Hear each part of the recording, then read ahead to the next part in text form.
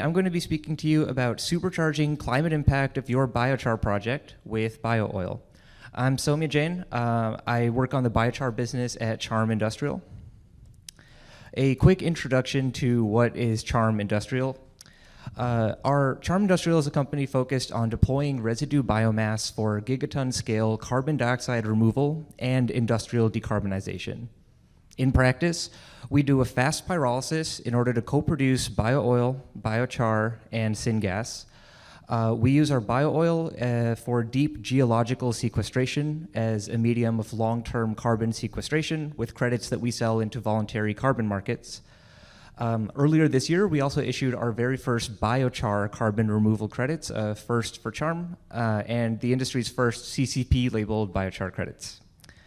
Now, unlike most attendees at this conference, we co-produce biochar and bio-oil. In fact, our process is actually optimized to maximize oil yields even at the expense of lower biochar yields. That may be counterintuitive at the Biochar Conference, but today I'm going to speak about why Charm decided to operate that way and why we believe that other operators might benefit from also producing oil.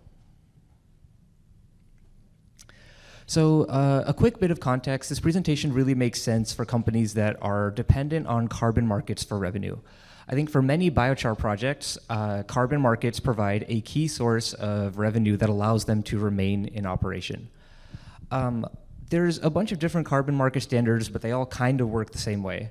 You estimate some kind of long-term stable fraction of your biochar carbon, and that's what you get paid for.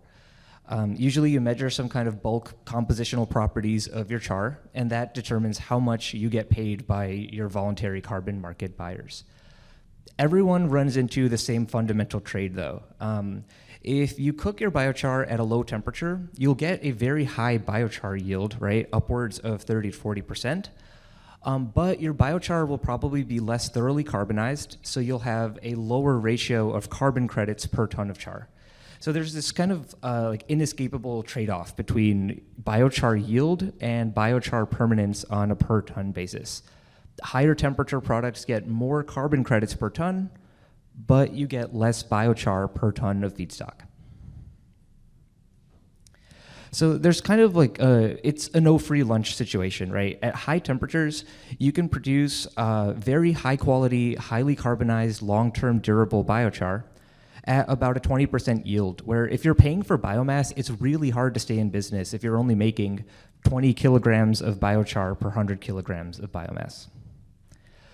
Conversely, you could operate at a low temperature. However, you'll get lower carbon credit value per ton. You'll make a lot more biochar, but each ton will get you a little bit less of that sweet, sweet voluntary carbon market money. You could slow down, you could cook low and slow and get a really high yield, nicely permanent, thoroughly carbonized char at the expense of throughput at a fixed OPEX. So again, you're kind of just stuck with these inescapable economic trade-offs where either you can optimize your project for permanence or for yield, but you don't get both. What I'm here to talk to you about is how bio-oil can kind of help solve this yield permanence trade-off. So a fast pyrolysis biochar process can alone capture something like 20% of input carbon, so on a carbon yield basis. For processes that are modified, fast pyrolyses, like a best-in-class fast pyrolysis that's modified to capture bio-oil, you can capture a total of about 80% of your input feedstock carbon in the form of combined bio-oil and biochar, and still generate heat in order to fuel your pyrolysis reaction or for drying and processing your biomass feedstock. So that's fantastic, right? We've 4x'd our combined carbon capture. If your project is driven by climate impact and is financed by dollars from the voluntary carbon market, that's potentially 4 times the revenue to keep your project running and pay your team. But this only works if you can deploy bio-oil in a manner that generates climate impact and a little bit of money. So how do you do that? Charm's answer to that problem is bio-oil sequestration. Quick background on what is bio-oil. When you do a fast pyrolysis or a slow pyrolysis, you'll make some char, and then you have this vaporous process stream. It turns out there's a whole bunch of condensable hydrocarbons in that process stream. You could burn those for energy, which is probably what most biochar projects are doing, or you can do a bunch of work and condense those out of your process stream. What you get left with is like the world's most toxic barbecue sauce. It's dense, it's roughly the color and texture of molasses or barbecue sauce. It smells smoky and delicious. It's extremely viscous, it's got a high carbon content. It packs really nicely into a rail car or a tanker truck. So it's just like a very compact, efficient way to transport carbon around. And at Charm, we inject it into depleted oil and gas reservoirs as a way of permanently transferring carbon from the terrestrial biosphere into the deep subsurface in order to generate 1,000-year-plus durable carbon sequestration. Bio-oil sequestration is a technology that was invented and patented at Charm. We inject bio-oil into EPA-regulated wells well below the water table. To date, we've used this technology to safely deliver over 10,000 tons of CDR to our buyers, some of whom are listed on the slide here. Now, my goal today is to talk about how the broader biochar industry outside of Charm can access this opportunity in order to enhance the economics and the climate impact of their projects. Charm buys oil. So we buy bio-oil, including from some folks who are attending this conference today, and we're always looking for more. Essentially, Charm can turn your bio-oil into money for you by issuing carbon credits in the voluntary carbon market using bio-oil sequestration. Other companies have found other ways to leverage bio-oil as a means of increasing the climate impact of their projects. For example, bio-oil has been used as fuel oil in industrial or shipping applications. In our opinion, kind of based on our math, the carbon value of that oil underground for now outweighs its value as a fuel, but I think the long-term opportunities around industrial decarbonization are also incredibly promising. If that sounds interesting, please come find me after this talk. I'm more than happy to talk a little bit more about how this works in practice and what it might look like to work together. Or you can email biooil@charmindustrial.com. So just a quick recap. Biochar projects since the dawn of time have faced like a yield versus permanence trade-off. But bio-oil capture presents an opportunity for projects to reclaim some of that lost carbon yield and to enhance the climate impact and revenues of their projects. So I think we have some time for questions now before we move on to the next speaker. So please, let them fly.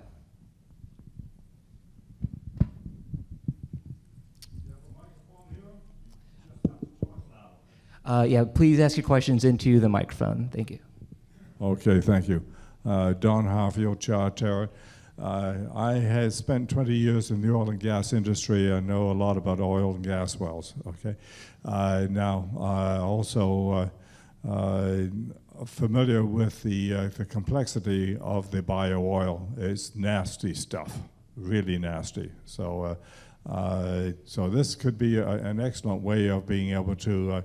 I presume you separate the char, and you can keep the char, and it's separated in the process, and you can then take the bio oil, which is highly complex and nasty, a very low pH of it, and so do you get, one of the problems that I've got with fast pyrolysis systems is that it's often plugs up a lot, especially if you're dealing with steel shot or however your process is. So there's a complexity in the process of it with huge pluggage problems or potential plugging problems. And those plugging problems can also extend to the injection of the bio-oil into the reservoir, whether it's a sand or whatever your kind of reservoir.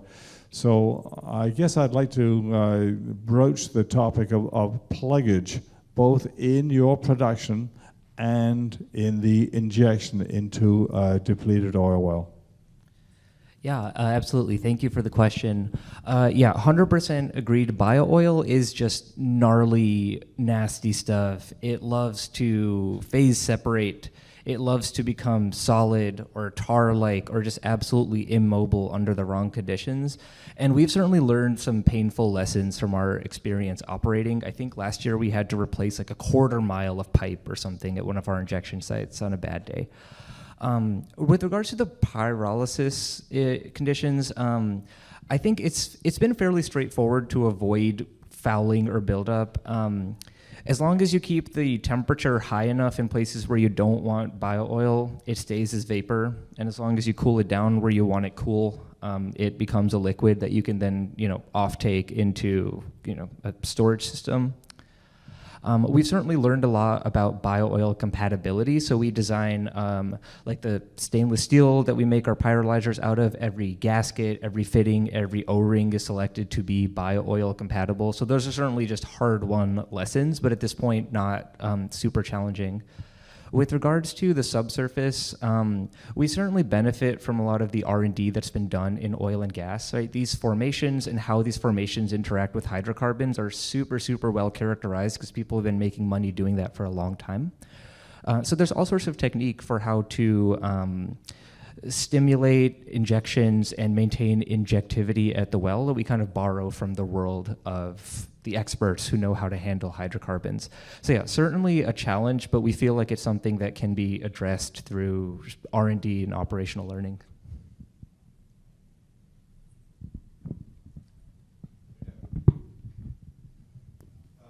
Sorry, she's got the mic.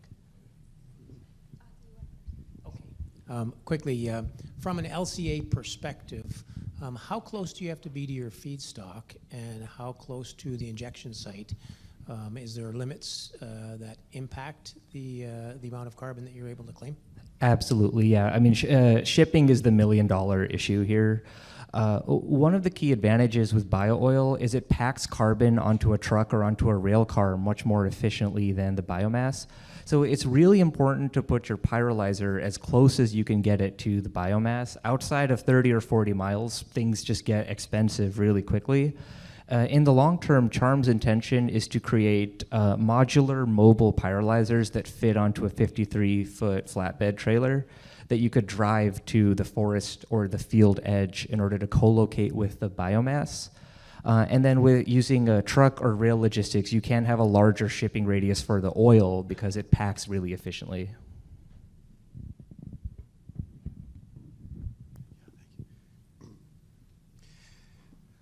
Sorry, I just got a really rookie question for you. What is the difference between the bio-oil and wood vinegar? Yeah, great question. Yeah, he's referencing wood vinegar, which some folks in the business also refer to as pyroligneous acid. Wood vinegar is one of the constituents of bio-oil. So bio-oil is an incredibly complex chemical. A vial of it probably contains thousands of different molecules, all various organics and stuff. One of those fractions is wood vinegar. So in your pyrolysis system, depending on how you design your condensers, you might get a single stream of a kind of semi-homogenized oil, or you could do fractionated offtakes where you get a really thick, gnarly, oily fraction, and then a relatively palatable, watery thing that most people call wood vinegar. What is the gross and net value of a barrel of this oil then? What is how much, what do you pay a producer to bring that oil to you? And what is the gross revenue off of that barrel? Yeah, it depends a lot. I mean, ultimately, the thing that dictates the revenues in our business model is the net negativity of the end-to-end operations. So depending on how much carbon was emitted in order to produce the oil, to transport it to the injection site and to get it underground, as well as the carbon content of the oil itself. The entire calculation is kind of dictated by those factors. So it's hard for me to give you a number because it depends on so many things. But yeah, it's really all about net negativity, because ultimately the thing that drives revenue is the ability to store net carbon underground.